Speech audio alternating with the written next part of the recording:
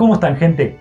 Desde Obsesión Fílmica nos pareció un poco de soretes no comenzar este video sin antes darles una pequeña advertencia. Están a punto de contemplar el universo de monstruos clásicos, personajes que por fantásticos y reales que parezcan, revelan los mayores miedos del ser humano. Puede que se emocionen, puede que tengan miedo, incluso puede que se aterroricen. Así que, si no quieren someterse a tales tensiones, este es el momento correcto para...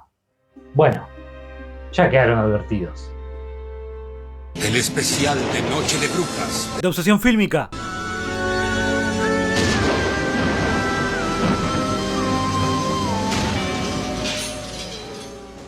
Mucho antes de que Marvel copara los cines con el UCM,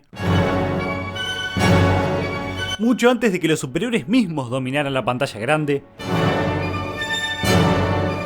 los monstruos reinaban en la oscuridad de las salas.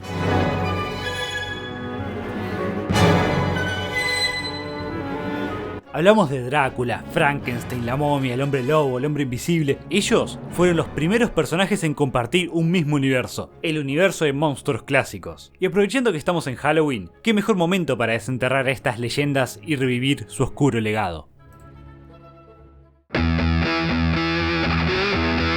Este universo cinematográfico comienza oficialmente en 1931 con el estreno de Drácula. Pero esa no fue la primera vez que Universal coqueteó con el terror. Para encontrar el verdadero origen de todo, el Big Bang de los monstruos, tenemos que remontarnos a casi los inicios del cine. En 1913, Universal, por aquel entonces conocido como IMP, estrena el corto mudo El Dr. Jekyll y Mr. Hyde. El corto trata sobre un científico, el Dr. Henry Jekyll, el cual está experimentando con una peligrosa droga que libera el lado malvado del ser humano, siendo ese lado malvado personificado por el Sr. Hyde. La película no es la gran cosa, sinceramente. Incluso se me hizo algo larga, y eso que solo dura 26 minutos. El Sr. Hyde es un jorobado que va por ahí armando líos nomás. Lo más grave que hace es atacar a un niño lisiado, pero al toque lo agarran y él se caga todo. Aparte que es complicado tomarlo en serio cuando se ve ridículo caminando. Incluso para la época esta película fue medio regular. No es cosa mía de que no me guste el cine de hace 110 años. La crítica de aquel entonces solo destacó la transformación de Jekyll a Hyde usando disolución para hacer la transición. Personalmente me quedo con la adaptación de 1912, una versión mucho más corta y con un mejor diseño del Sr. Hyde. Porque sí, si pensaban que Universal había hecho la primera adaptación de El extraño caso del Dr. Jekyll y Mr. Hyde, están bastante equivocados.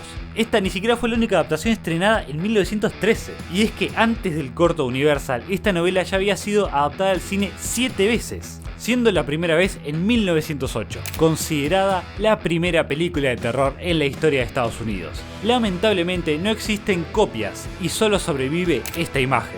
Es una de las muchas películas perdidas de la época, como también lo son la mayoría de esas 7 adaptaciones anteriores del Dr. Jekyll y Mr. Hyde. Igualmente las adaptaciones del personaje no paran acá, y siguieron a pesar de que Universal Studios no estuviese involucrado. El primer largometraje llegó en 1920 de la mano de Paramount, y al igual que pasó en 1913, un mes después salió otra película del Dr. Jekyll y Mr. Hyde, solo que esta nadie la recuerda. Y ya en 1931, con Drácula estrenada y la maquinaria de los monstruos a toda velocidad, Paramount se adelantó otra vez Universal y estrenó una nueva versión de Jekyll y Hyde. Todo un éxito comercial y que incluso fue nominada a 3 premios Oscar, ganando el de mejor actor para Frederick March. Como ven, el Dr. Jekyll y Mr. Hyde pasaron sin pena ni gloria por Universal, pero este fue el primer paso para que el dueño del estudio, Carl Laemmle, se animara a llevar a cabo más adaptaciones de novelas de terror, aunque la siguiente tardaría 10 años en llegar. La siguiente película realmente no es de terror, pero sentaría las bases de lo que llegaría luego. Hablamos de la película de 1923, El jorobado de Notre Dame, protagonizada por el hombre de las 1000 caras, Lon Chaney. Se preguntarán de dónde viene su apodo, y es que en aquella época lo normal era que los propios actores se encargaran de su maquillaje.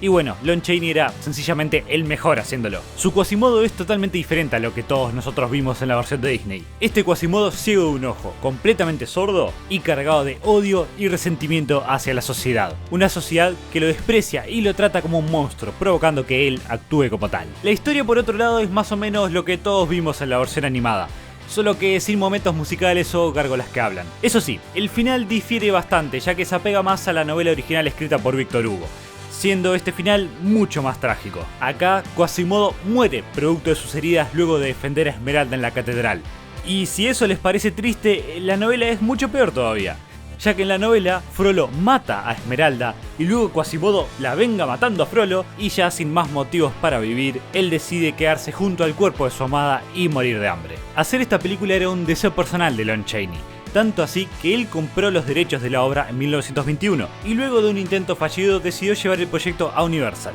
Si bien su nombre no aparece como productor, el tener los derechos de la obra le dio un poder sobre la película, lo que le permitió tener toma de decisiones sobre quién iba a dirigir, el casting o qué rumbo iba a tomar la historia. Incluso algunos testimonios de los actores remarcan que el propio Lon Chaney ejercía de director muchas veces. Para Universal esta era la oportunidad de hacer una película prestigiosa, y de ahí la calidad de su producción, con una recreación histórica nunca antes vista para la época de la Catedral de Notre Dame y sus alrededores, además de la masiva cantidad de extras que se contrataron. Una grandísima apuesta para el estudio que terminó dando frutos, ya que fue el mayor éxito del año 1923 y uno de los mayores éxitos del cine mudo. Por supuesto que todo este éxito impulsó al estudio a continuar con estas adaptaciones de novelas góticas, siendo el siguiente proyecto El Fantasma de la Ópera.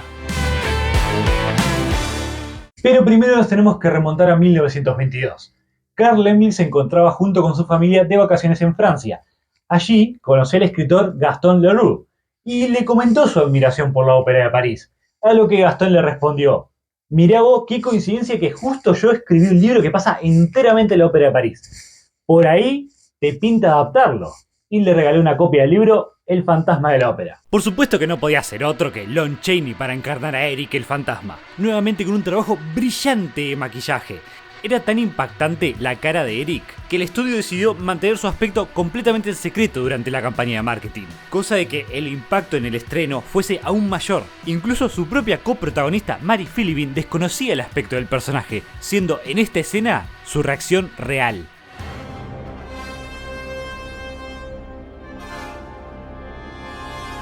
En esta ocasión sí podemos hablar de una película de terror como tal. A diferencia del héroe trágico que representaba a Quasimodo, Eric es un villano total, un hombre que hace lo que sea para lograr que su amada Christine llegue a la cima, incluyendo el sabotaje de sus compañeras de ópera y bueno, más tarde, el eventual secuestro de la propia Christine, ya que Eric es un poco tóxico y si Christine no estaba con él no iba a estar con nadie. El protagonista podrá ser un villano más allá de toda redención posible, pero hay que reconocerle una cosa: el hombre sí que sabía cómo hacer una entrada triunfal.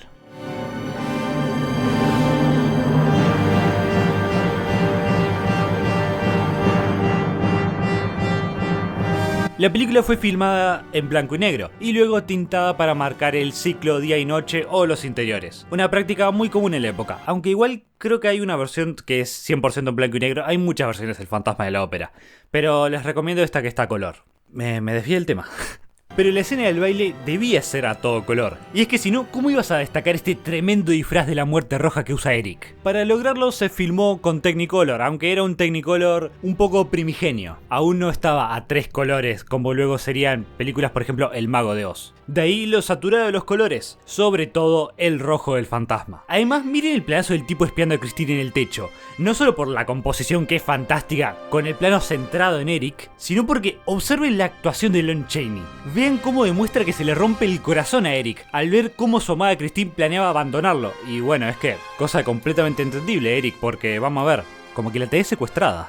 Por cierto, si ya era impresionante la recreación de la catedral en el jorobado, para el Fantasma de la Ópera construyeron todo un set del interior de la Ópera de París. Concretamente se hizo en el Plató 28, un plató que luego se mantendría y sería usado en numerosas películas y series. Y no solo eso, sino que sobrevivió casi un siglo, siendo recién demolido en el año 2014, ya que bueno, estaba bastante deteriorado. Aún así, gran parte del decorado del Fantasma de la Ópera todavía se conserva. Y si quieren ponerse un poco más místicos o misteriosos, ya que estamos en Halloween, hasta había toda una leyenda de que el fantasma de Lon Chaney recorría el Plató 28.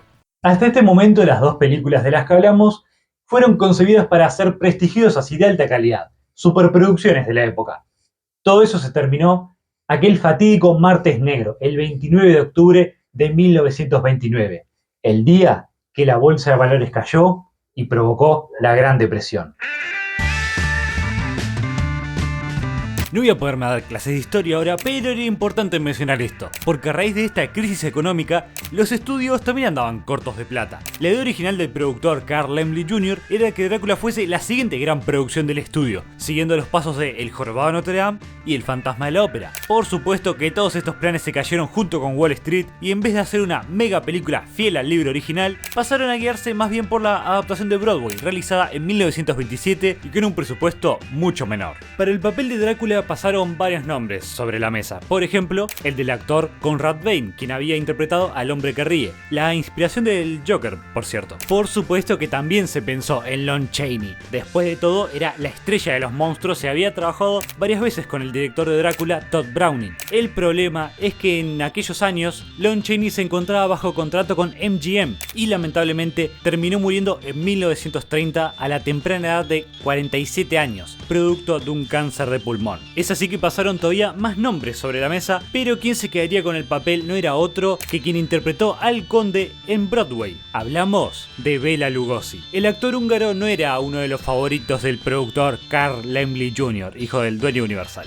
ya que él prefería actores más experimentados en el cine, pero fue tal la insistencia de Lugosi que finalmente se terminó quedando con el papel. También una considerable rebaja salarial ayudó para convencerlo. La película fue todo un éxito e impulsó no solo este universo de monstruos, sino que también el terror en Hollywood. Por supuesto que los mayores elogios se los llevó Bela Lugosi, tanto icónico como magnético desde el primer momento en que aparece en pantalla, con ese acento marcado de Europa del Este. I never drink. Why? Y esa mirada hipnótica reforzada por la luz en sus ojos. Datazo: Drácula no pestañea en ningún momento de la película. Como dije antes, los recortes del presupuesto afectaron la película, y es que esta se siente más como un resumen que una adaptación de la historia original. Para que se hagan una idea, Coppola cuenta esta historia en una película de 128 minutos, mientras que esta versión dura solo 74. De ahí que haya tantos cambios respecto a la novela original. Por ejemplo, es Renfield quien viaja a Transilvania en lugar de Jonathan Harker. Otro caso es que el interés del conde en Mina viene a raíz simplemente de ser su vecino en Londres, nada más por eso. El tipo se calentó con su vecina. La subtrama de Lucy, la amiga de Mina transformada en vampiro, es meramente mencionada y olvidada, y el final de Drácula llega en su mansión de Londres y no en su castillo en Transilvania. Luego tenemos los recortes a nivel de producción. Nunca vemos a Drácula transformado en lobo, por ejemplo, sino que los personajes hablan de ver un lobo. Lo mismo hacen con los cientos de ratas que el conde le prometió a Renfield por servirle. Además, por alguna razón Drácula no tiene colmillos, aunque eso no fue por temas de presupuesto, sino porque simplemente no les pareció necesario. Luego de esta película es que Bela Lugosi se vio encasillado en el papel del vampiro, y si bien solo interpretó a Drácula una vez más, de la cual vamos a hablar luego, hizo varios papeles similares en películas como La marca del vampiro o El regreso del vampiro, sumado a múltiples proyectos de terror. Ya para terminar con Drácula, esta no fue su única adaptación estrenada en 1931, sino que en paralelo y usando los mismos decorados, Universal produjo la versión en español de la película. Recordemos que estos eran los inicios del cine sonoro. Solo había pasado 4 años desde que la primera película sonora, El cantante de jazz, había sido estrenada. Y el doblaje, si bien ya había algunos ejemplos, no estaba instaurado y los subtítulos todavía faltaba un par de años para que existiesen. Por lo que muchos estudios, entre ellos Universal, habían decidido hacer este experimento de realizar exactamente la misma película pero con actores de habla hispana. La película curiosamente es un poco más larga que la original, durando media hora más, por lo que algunas de las escenas se desarrollan mejor, pero sacando eso es prácticamente la misma historia, los mismos diálogos, Yo nunca bebo vino. mismos escenarios, solo que las actuaciones me parecen un poquito peores. Y si bien Carlos Villarías hace un buen trabajo como Drácula, no le llega ni a los talones a Bela Lugosi. Eso sí, ver las dos películas juntas es un buen experimento para notar la mano de un director. Ahora vamos a ver la escena donde Van Helsing ve, o mejor dicho, no ve el reflejo de Drácula en el espejo. Noten cómo la versión en español dirigida por George Melford es mucho más creativa a la hora de mostrar la interacción entre Drácula y Mina, con Mina tomada de la mano del conde. Mientras que la versión de Todd Browning hace la fácil, simplemente vemos a Mina hablando sola, no hay contacto alguno, bastante aburrido. Como curiosidad final, ya que es la versión en español, también se tradujeron los nombres, dando como resultado personajes como Juan Harker, Lucía y por alguna razón a Mina le cambiaron el nombre por Eva. Universal venía de reportar pérdidas de $2 millones en 1930. Así que apenas vieron el éxito de Drácula en febrero del 31 dijeron, es por acá, guacho, y rápidamente compraron tanto los derechos de adaptación de la novela Frankenstein como de la obra de teatro. Bela Lugosi tenía la esperanza de interpretar al Dr. Victor Frankenstein, llamado Henry en la película por algún motivo. Pero el estudio lo tenía en mente para darle vida al monstruo. A cargo de la dirección se encontraba Robert Florey, y su visión de la criatura era muy diferente a la del libro. Se lo imaginaba más como una máquina de matar sin conciencia o motivación alguna. Bastante aburrido. Esto a Lugosi no le gustó nada, y terminó abandonando el proyecto. Tiempo después, Florey fue reemplazado por James Whale, transformando la película en la que todos conocemos. Frankenstein es una historia que trata sobre los límites de la ciencia, el jugar a ser dioses al tratar de dominar la naturaleza. Pero más importante todavía, es que dentro de esta historia de ciencia ficción gótica, Frankenstein habla sobre la paternidad. It's alive! It's alive! It's alive! It's alive!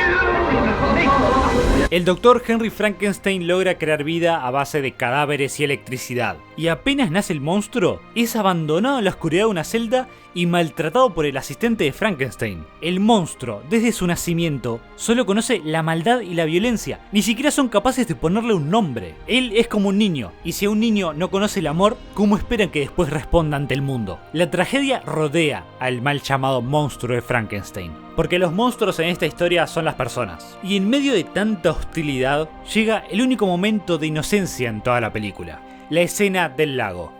La niña María es la primera persona que trata bien al monstruo, y juegan juntos tirando flores. Solo que al momento que se le terminan las flores, al monstruo le pareció buena idea tirar a María al agua, provocando su muerte. Él no tenía intención de matarla, pero es que el monstruo de Frankenstein, por ridículo que parezca, es un bebé gigante. Frankenstein creó un bebé de 2 metros inmortal y con una fuerza sobrehumana. Es por todo esto que el monstruo es el mejor personaje de todos. Es imposible no sentir empatía por él, sobre todo porque detrás del personaje se encontraba el actor Boris Karloff. El actor ya había actuado en decenas de películas, pero no fue hasta los 44 años que logró la consagración como actor gracias a Frankenstein. El casting del monstruo estaba siendo complicado, por decirlo de alguna manera, hasta que James Whale se cruzó con Karloff en la cafetería del estudio e inmediatamente le ofreció la oportunidad de hacer el casting. Incluso detrás de todo ese maquillaje creado por Jack Pierce, Karloff logra transmitir la bondad de la criatura. El tipo realmente tiene cara de bueno,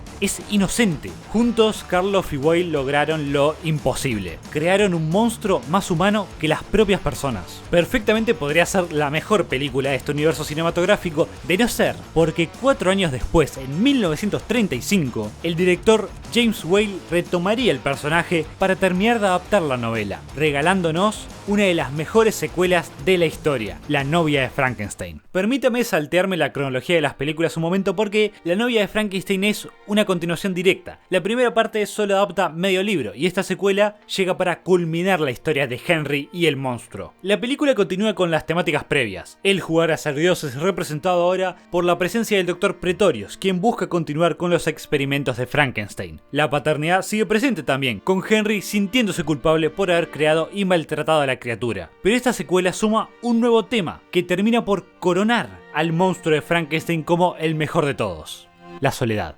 El monstruo es un ser único, no es humano, y justamente ser diferente provoca toda una ola de odio y miedo hacia él, nunca encajando en ningún lado, condenado a vagar por la eternidad solo. Justamente de acá es que viene la mejor escena de la película. El monstruo, malherido y deambulando por el bosque, escucha música y, atraído a ella, se acerca a una cabaña que resulta ser el hogar de un hombre ciego, quien al escucharlo lo invita a entrar. Este es el encuentro de dos almas solitarias. El monstruo por fin consigue formar una amistad, es cuidado y tratado con cariño. Y mientras es arropado por el hombre ciego, el supuesto monstruo, quien por fin conoció el amor, derrama una lágrima de alegría. Es curioso, pero a pesar de llamarse La novia de Frankenstein, la novia no aparece hasta el final y tiene muy poco tiempo en pantalla, menos de 5 minutos. Igual la actriz Elsa Lanchester no necesitó más tiempo para darnos una actuación icónica, rechazando al pobre monstruo, y fue tal la tristeza que le provocó, que se mandó una de las mejores frases de la historia del cine. Yes. Go. You live. Go. You stay. We belong dead. Hasta el momento todas las películas que he mencionado son adaptaciones de novelas, pero en 1932 llegaría el primer monstruo original de Universal, La momia. Obviamente que la inspiración para este monstruo no vino de la nada, sino que su creación vino a raíz del descubrimiento de la tumba del faraón Tutankamón en 1922 y la eventual maldición del faraón. La película salió casi un año después de Frankenstein. A estas alturas, Boris Karloff se había convertido en toda una estrella de Hollywood, por lo que la opción lógica era contratarlo para que le dé vida a la momia Imhotep. Lo de repetir actores van a ver que era una práctica muy común para Universal. No solo está Karloff, también está Edward Van Sloan, quien antes fue Van Helsing en Drácula. Y acá tiene un papel bastante similar, por no decir que es el mismo personaje. El actor también salía en Frankenstein como el mentor de Henry, por cierto. Voy a suponer que se acuerdan bien de la película de Brendan Fraser. Bueno, la versión de 1932 sigue más o menos la misma historia de Imhotep, solo que sin la aventura o la comedia. La momia busca resucitar a su amada, y espero que lo diga bien, Anck-su-namun, usando el cuerpo de su reencarnación actual. Eso sí, la momia podrá ser un monstruo original, pero el argumento es una copia de Drácula. Una criatura milenaria buscando quedarse con la mujer del protagonista, hay un personaje que sabe mucho del tema de monstruos y ayuda a salvarla, y hasta le tiene miedo a una especie de crucifijo la momia. Ya se los voy diciendo desde ahora, las películas de la momia son las más flojas y solo vamos a ir en caída con esta saga. La primera película es la mejor de todas, sobre todo porque estaba Boris Karloff. Vean la mirada que me taca, cómo impone su presencia. Solo por él vale la pena ver esta película. James Whale no solo dirigió las dos primeras películas de Frankenstein. En 1933 se encargó de la adaptación de la novela de El hombre invisible de H.G. Wells. El resultado, probablemente la segunda mejor película solo detrás de La novia. Nuevamente el encargado de darle vida al monstruo iba a ser Boris Karloff, solo que terminó bajándose del proyecto por disputas salariales. Se pensó en Colin Clive, el Dr. Frankenstein, para el proyecto, pero finalmente terminó recayendo en el británico Claude Rains. Hasta este punto las películas se estaban enfocando plenamente en el terror. Bueno, El hombre invisible llegó para romper esta fórmula, metiendo mucha comedia. Y es que el hecho de ser invisible daba la oportunidad de generar muchos momentos graciosos. Y por eso van a ver que esta saga es de las que tienen las películas más divertidas. Pero no se confundan. El hombre invisible es una historia sobre la corrupción que provoca el poder. El Dr. Griffin, nuestro hombre invisible, es un hombre bueno al inicio, aunque la droga que crea para ser invisible y el poder que le otorga provocan que con el transcurso de la película nuestro protagonista vaya cayendo en la locura y ya para el final quiera dominar el mundo y vender su invento al mejor postor.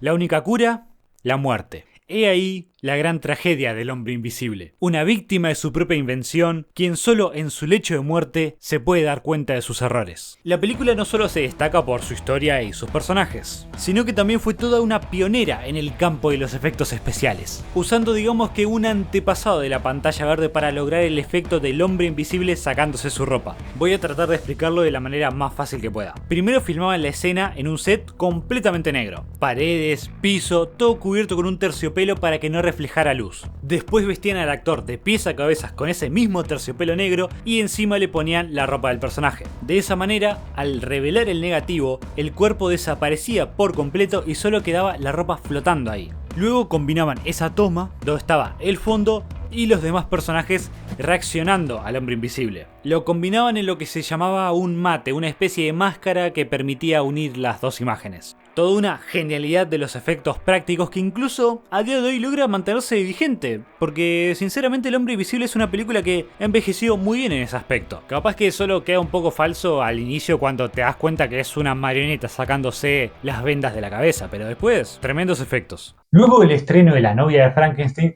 la popularidad de este género empezaba a disminuir. Y es que Universal no solo hacía películas de monstruos, hacía de terror en general, y entre 1931 y 1935 había producido 12 películas, por lo que se estaba saturando un poco el mercado. Es así que la siguiente película, El hombre lobo de Londres, no fue el éxito que Universal esperaba. Tal vez porque lo que era originalmente una película protagonizada por Boris Karloff y Bela Lugosi terminó siendo una con un actor no tan conocido como Henry Hall, que además honestamente su personaje cae bastante mal. Otra opción es que la fórmula del científico que hace un experimento que sale mal ya estaba siendo muy repetitiva. De cualquier manera, El hombre lobo de Londres terminó siendo algo olvidada por la historia y opacado totalmente por el otro hombre lobo de Universal, aunque para hablar de él falta un poquito todavía.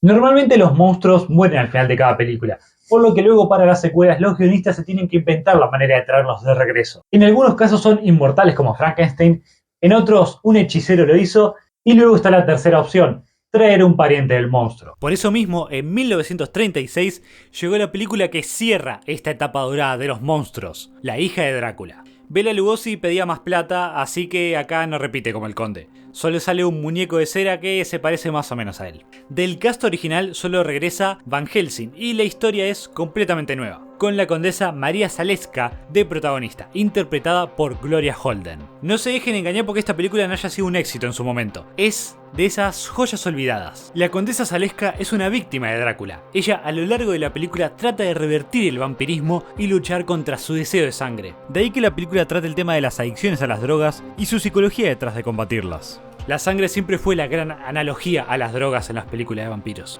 Aunque si por algo destaca, por sobre todas las cosas esta película, es por su marcada y sorprendente para la época implicaciones lésbicas. En 1934 se instauró el Código Hays. Este código, que duró hasta el 68, establecía los temas que estaban prohibidos mostrar en pantalla, básicamente censurando cualquier tópico que se consideraba moralmente incorrecto en la época. No se podía mostrar violencia explícita, lenguaje vulgar, alcoholismo, cualquier cosa considerada blasfema y ni hablar de la sexualidad. Por eso sorprende que esta escena lograra burlar el código. La condesa manda a su sirviente Sandor a buscar a alguna chica para ver si resistía a la tentación de la sangre. Sandor encuentra a una piba que está por tirarse de un puente. De por sí ahí ya te es un primer punto para censurar. Al principio la piba no quiere ir, pero Sandor la convence y la lleva con la condesa. Zaleska le dice que quiere pintar un cuadro, así que la piba debe sacarse la blusa, lo que transforma totalmente lo que podría ser una lucha contra las adicciones de Zaleska en un intento de ocultar su sexualidad ante la sociedad de los años 30.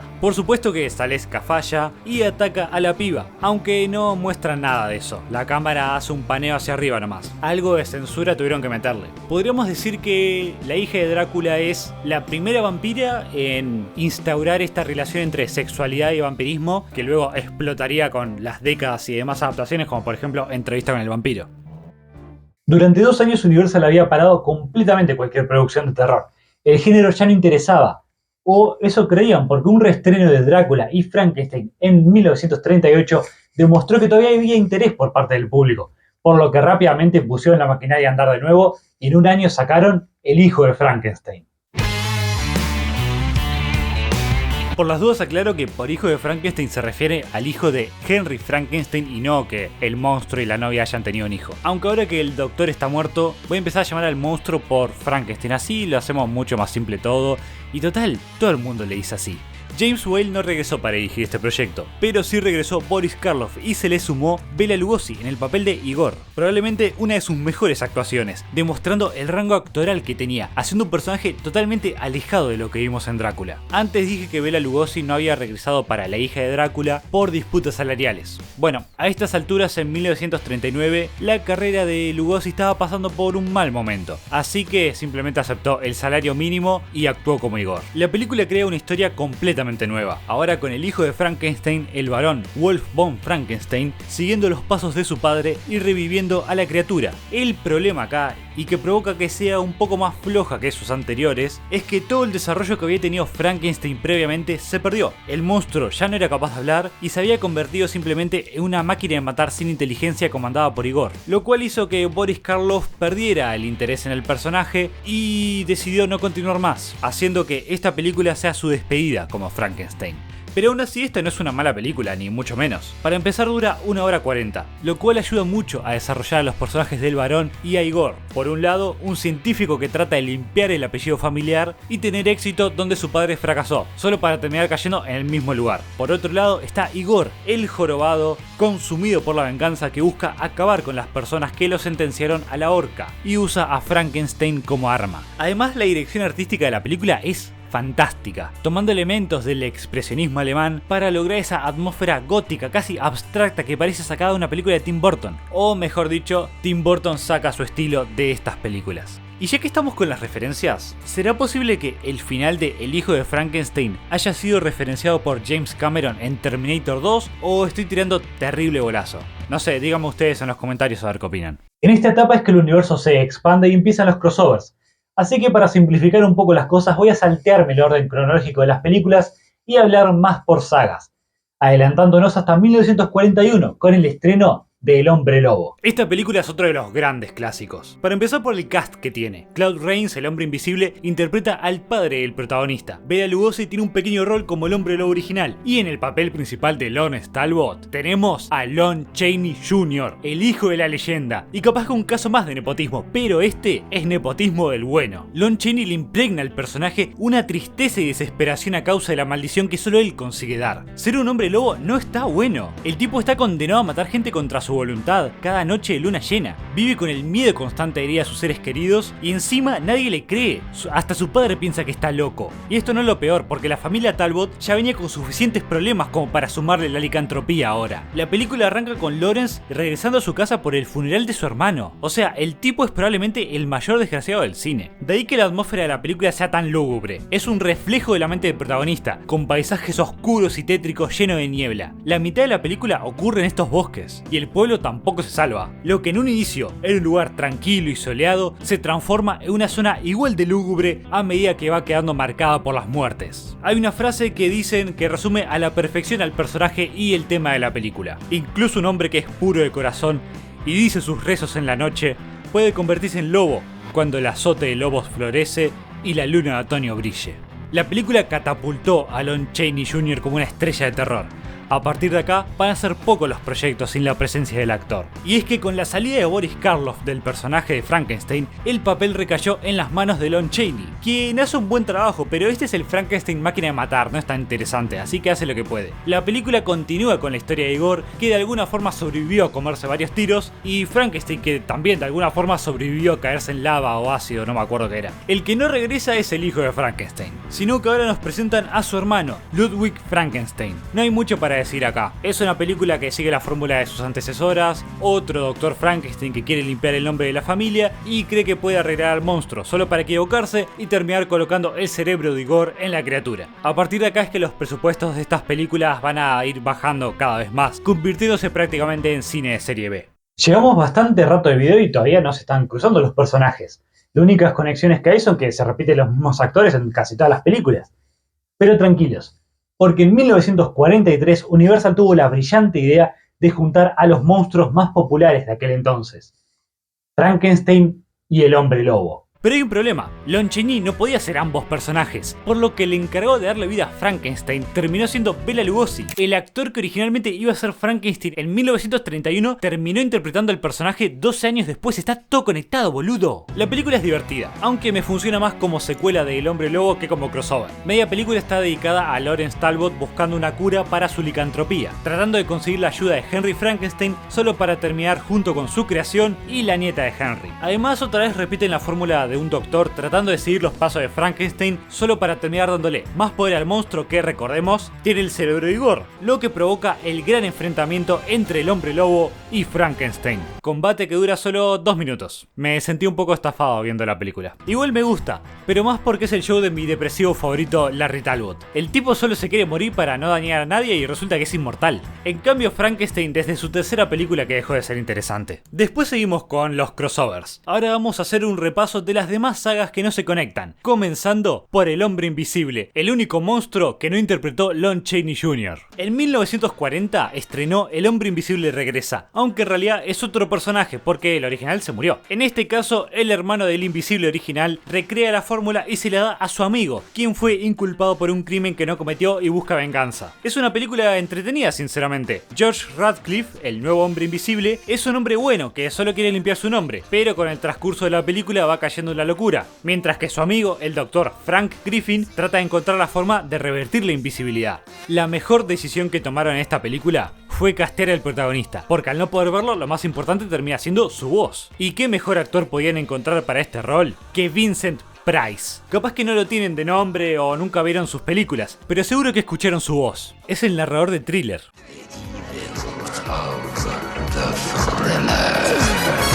La siguiente película en realidad no tiene relación alguna con las dos anteriores. Ni siquiera es un Griffin quien crea la droga de la invisibilidad. Y tampoco es una película de terror. La Mujer Invisible fue la primera comedia del universo de monstruos. Una comedia romántica con toques de ciencia ficción, más cercano a una sitcom que al Hombre Invisible original. Solo que, bueno, a diferencia de los demás Invisibles, esta película envejeció un poco mal.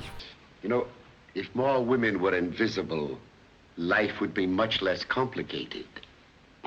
Estamos en 1942, la Segunda Guerra Mundial ya estaba en pleno desarrollo y Estados Unidos hacía menos de un año que había sido atacada en Pearl Harbor por los japoneses. La guerra estaba en la mente de todos y de ahí nace El Agente Invisible. Nuevamente alejándose del terror, esta película se convierte en un thriller de espías, con el nieto del hombre invisible original uniéndose al ejército norteamericano para infiltrarse en Alemania y enviar información a los aliados. Capaz fue por el cansancio de ver tanto terror, pero El Agente Invisible me gustó mucho. Variar un poco con una historia de acción y aventura y encima con toques de comedia me pareció una excelente idea. Frank Griffin es un personaje muy carismático y divertido de ver, o mejor dicho, de escuchar. Y como villano tenemos a Peter Lorre, uno de los grandes malos por defecto del cine clásico. Lo curioso es que Lorre había tenido que escapar de Alemania por ser judío cuando Hitler llegó al poder, y acá interpreta a un nazi. Bueno, técnicamente a un miembro del Eje, porque su personaje es japonés. Sí, un actor húngaro haciendo de japonés.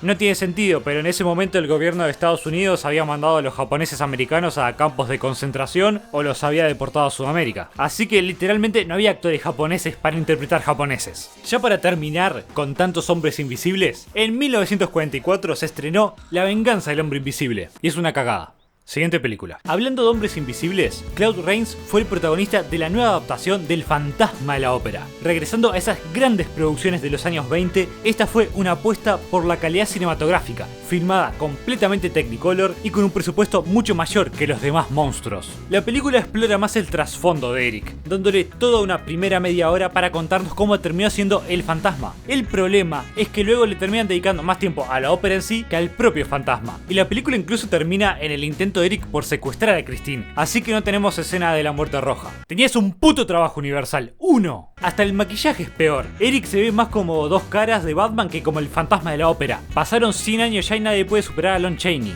Eso sí, la película se convirtió en la única de este universo en ganar el Oscar, estando nominado en 4 categorías y ganando 2. Mejor cinematografía y mejor diseño de producción. Aunque diseño de producción, o sea, sigue siendo el mismo set que usaron para la del 25. Se lo deben todo al fantasma original. En esta etapa también nos presentaron a otro familiar del conde, en la película El hijo de Drácula, con Lon Chaney Jr. interpretando al conde Alucard, que es Drácula al revés. Solo voy a decir que debieron dejar de castear a Lon Chaney en todo. No mete miedo como vampiro. Él solo funciona como hombre lobo depresivo, nada más. Ya para terminar con las películas que no se conectan, vamos con las películas de la momia. Estas secuelas no siguen la historia de Imhotep, sino que se inventan a la momia Caris, que a diferencia del anterior que tenía personalidad, este es solo un sirviente zombie. Igual, La mano de la momia, la primera secuela, tiene protagonistas divertidos y se acerca más a una película de aventura, solo que la momia no sale hasta faltando 20 minutos para terminar la película. Supongo que sacaron tantas secuelas porque estas eran las más baratas de hacer. La tumba de la momia dura solo 60 minutos y pierde los primeros 12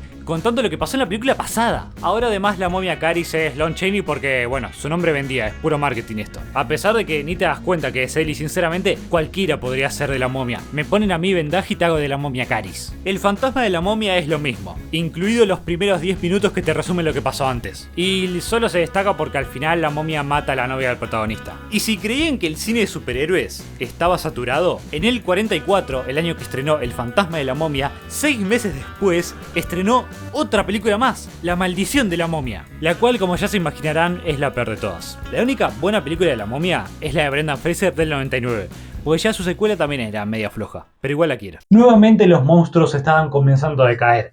Las películas ya no eran tan buenas y en el 44, en medio de las 2 películas de la momia, Universal tiró la casa por la ventana e hizo su propia película de los Vengadores, La casa de Frankenstein. La película marca el retorno de Boris Karloff a esta saga, solo que esta vez en el rol del doctor Gustav Niemann, otro científico que sigue los pasos de Frankenstein. Hasta tiene su propio asistente jorobado. La película la definiría más como una road movie, donde Niemann se va cruzando con los monstruos mientras busca venganza contra las personas que lo metieron preso. Primero conoce a Drácula, o mejor dicho, su esqueleto, pero el quitarle la estaca revive y no es Bela Lugosi, sino que es John Carradine. No me gusta para nada su Drácula. Igual solo dura 20 minutos. Luego se encuentra con los cuerpos congelados de Frankenstein y el hombre lobo. El monstruo está débil, así que no hace nada por el resto de la película. Además ahora es Glenn Strange porque Bela Lugosi tampoco volvió como Frankenstein. De nuevo la película funciona por mi depresivo favorito, Larry Talbot, aunque la historia sea prácticamente la misma que Frankenstein y el Hombre Lobo, solo que con 20 minutos de Drácula antes. Como crossover es una estafa, Drácula nunca se cruza con los demás monstruos y Frankenstein solo revive faltando 2 minutos para matar al Dr. Niemann. Originalmente querían hacer una película llamada La Cámara de los Horrores, con todos los monstruos incluidos la momia y el hombre invisible, y con todos los actores estrellas del terror, solo que el proyecto nunca avanzó y resultó ser esta película. Igual ojo, tal vez la secuela enmenda los errores de no cruzar a los monstruos. Pues no. Otra vez pasa lo mismo. Ahora Drácula y el Hombre Lobo buscan al Dr. Edelman para curarse, solo que nunca se cruzan. Lo más cerca que estuvieron uno del otro es esta escena. Increíble. Aparte es raro porque se contradice, si ambos habían muerto en la película pasada y ahora están acá como si nada. Ya les chupaba un huevo el canon de las historias estas. Siguiendo con el estereotipo, el doctor acá también tiene una asistente jorobada, porque aparentemente era ley tener una. Y como ya es tradición, Frankenstein solo revive faltando 2 minutos. Igual el último clavo del ataúd lo puso la película La Mujer Lobo de Londres. ¿Cómo decirlo delicadamente? A ver. Es una estafa envuelta en una película de misterio donde la protagonista cree ser una mujer lobo que está matando gente, pero en realidad solo era su suegra haciéndole creer eso para que enloqueciera. No hay nada sobrenatural acá. Y el misterio sinceramente tampoco funciona. Es una hora de puro aburrimiento. Como ven, los monstruos ya no garpan, y es que luego de la Segunda Guerra Mundial, la humanidad había conocido a los verdaderos monstruos, ya no le temían a vampiros u hombres lobo. Esto, sumado a que la mayoría de los actores ya habían abandonado a sus personajes icónicos, hicieron que el interés del público por los monstruos cayera en picada. Había que hacer algo para revivirlos, algo drástico.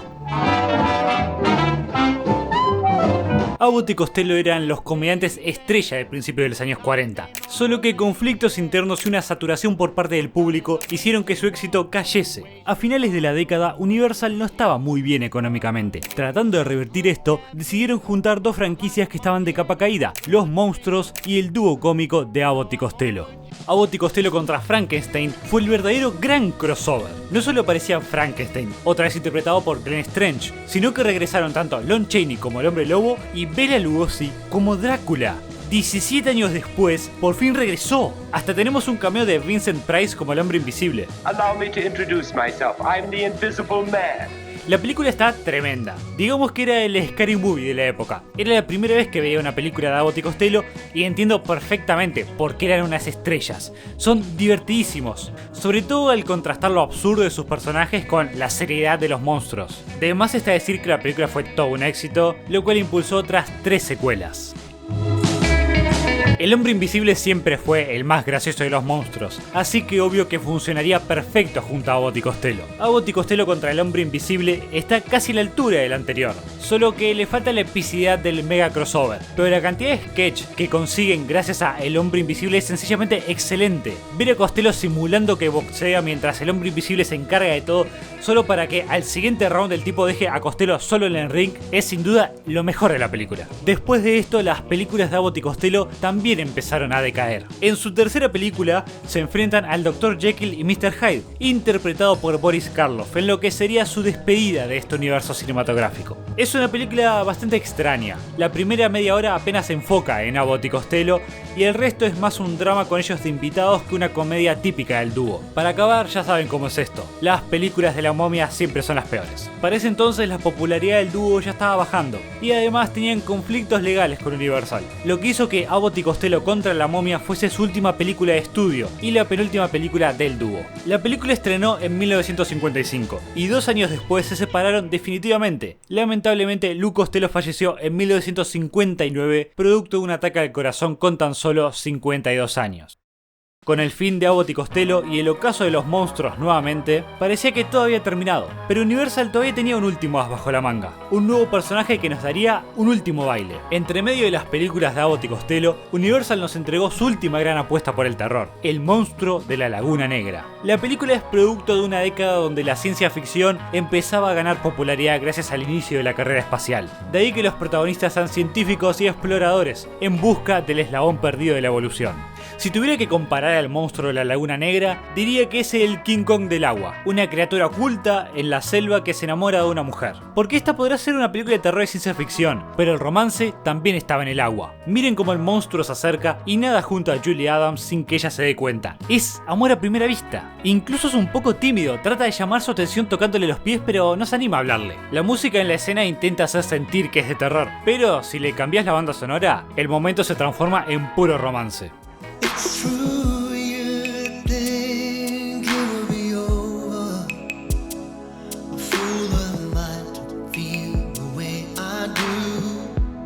Por algo es que Guillermo del Toro hizo La forma del agua, es básicamente la versión romántica del monstruo de la Laguna Negra. Y ya que hablamos de referencias, Spielberg también tomó prestado más de un elemento para Tiburón. Principalmente en el inicio, cuando todavía no se muestra el monstruo y se usa el punto de vista de él para mantener el misterio. Porque al principio de El monstruo de la Laguna Negra solo descubrimos una mano fosilizada, es lo único que conocemos. Y justamente por eso, durante los primeros 20 minutos, lo único que llegamos a ver de él es su mano. Al año siguiente, en 1955, estrenó su secuela, La venganza del monstruo. Siguiendo con la comparación a King Kong, acá el monstruo es capturado y llevado a un acuario en Florida, lugar del que obviamente se escapa, hay pánico por todos lados y secuestra a la rubia protagonista. Igualito a King Kong. Solo le faltó caer del Empire State. Capaz que no es tan buena como la original, pero sin esta película el cine sería completamente diferente a lo que conocemos hoy en día. Porque La venganza del monstruo fue el debut como actor de Clint Eastwood. Sale 2 minutos nomás haciendo de científico, pero esos 2 minutos son historia pura del cine. Finalmente llegamos a la última película de este universo cinematográfico. El monstruo camina entre nosotros. Lamentablemente un cierre de la trilogía algo flojo. El director de las dos anteriores, Jack Arnold, no regresó y la película pierde el rumbo de lo que hacía interesante al monstruo. Ahora terrestre en vez de marino gracias a otro grupo de científicos que lo capturó. Básicamente se volvió una especie de Frankenstein o la momia, un gigante sin cerebro que va por ahí matando gente. Aunque hay una subtrama con la protagonista y su marido celoso que está interesante. Era la época en que el movimiento feminista empezaba a cobrar fuerza y obviamente Hollywood se hacía eco de ello. Ahora sí, el universo cinematográfico de monstruos llegaba a su fin, con el monstruo de la laguna malherido pero libre al fin y regresando al océano, regresando a su hogar.